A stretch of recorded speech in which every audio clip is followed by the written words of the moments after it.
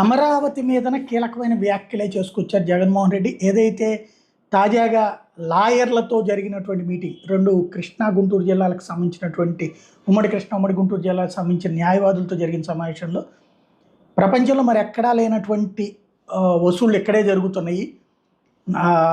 Star హోటల్కి కూడా చదరపడికి 6,000 రూపాయలు అయితే ఇక్కడ 10,000 రూపాయలు వసూలు చేస్తున్నారు. తీవ్రమైన అవినీతి జరుగుతుంది. ప్రభుత్వం దాన్ని పట్టించుకోవటం లేదు, ప్రోత్సహిస్తోంది. పైగా దాని నుంచి అక్రమ మార్గంలో సంపాదించాలనుకుంటుంది.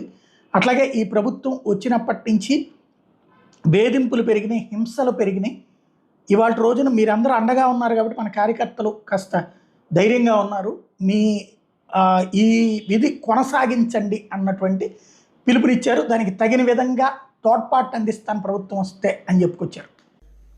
ఈరోజు రాష్ట్రంలో ఉన్న ప్రత్యేకమైన పరిస్థితులు ఏమిటో